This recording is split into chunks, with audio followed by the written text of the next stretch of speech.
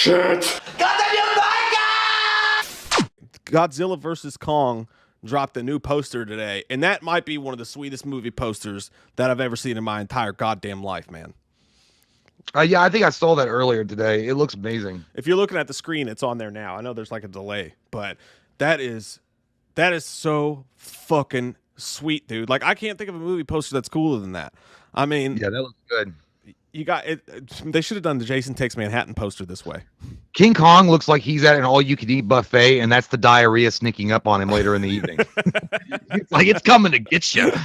I can't wait. You know what? I think Godzilla's going to whoop that ass, but I think if you're going to do the script-wise, Kong wins. I mean, I think King Kong, I'm not 100% sure. I mean, again, I'm not, the Godzilla movies are great, but I haven't watched all of them. But I think the first time King Kong and Godzilla fought, I think King Kong won.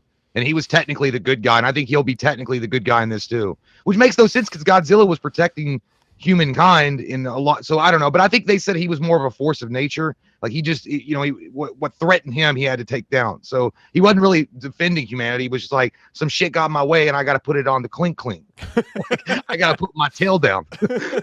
You're about to get shivved, motherfucker, by a gorilla.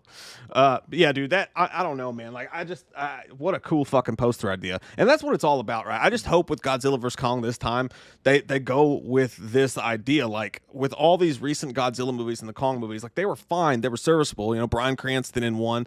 I think John Goodman in the Kong movie.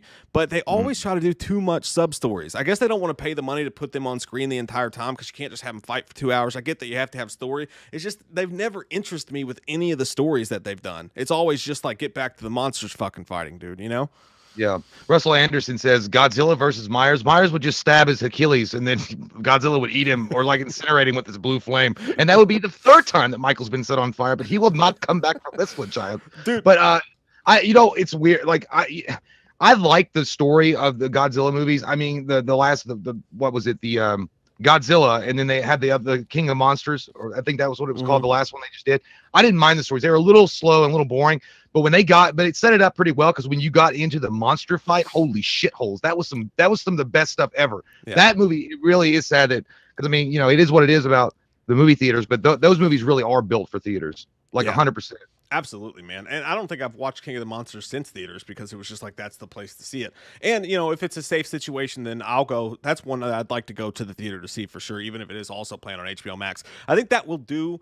We should take bets, by the way, on which one of these HBO Max movies ends up doing more money in the theaters. I guarantee it's probably going to be Godzilla vs. Kong, because people are going to want to see that on the big screen. You know what I mean? I would imagine it'd be that one, yeah. And, maybe use that stimmy and get you a nice-ass TV to watch it on. I don't know, but I imagine that, dude. Imagine if this was a Michael versus Jason poster, and Jason's in Manhattan and Michael's fucking swimming like the end of at the start of H5. He's like floating through the fucking water. Well, I think they would have to put above the title in quotations Manhattan, because it's really Canada. Exactly. It's like Michael Myers versus Jason in New York. Jason, you mean Canada?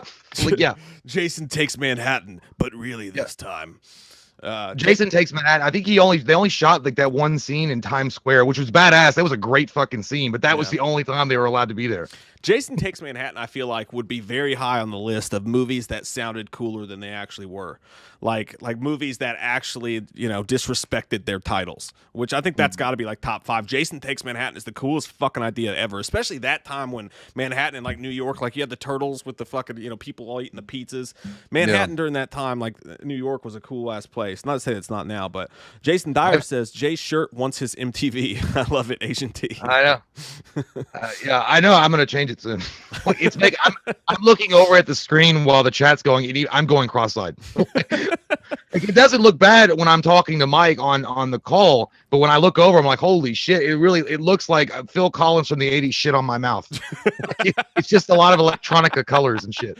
Dude, I don't know why cameras fucking do that, man. Like whenever we filmed before, like I don't wear button-up shirts very often at all, but one time I wore a shirt like that, and I was so fucking pissed when I went to edit it, because every single time I was like.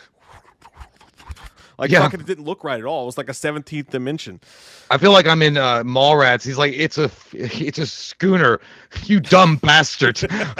It's a sailboat. A scooter is a sailboat, doo-doo head. You know what? There is no Santa Claus or Easter Bunny. I want to see the goddamn sailboat.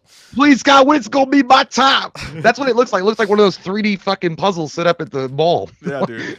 Trailer for Godzilla vs. Kong, by the way, drops Sunday night. They officially announced it's going to drop on Sunday night, so I can't wait to see that shit. Sunday, bloody Sunday.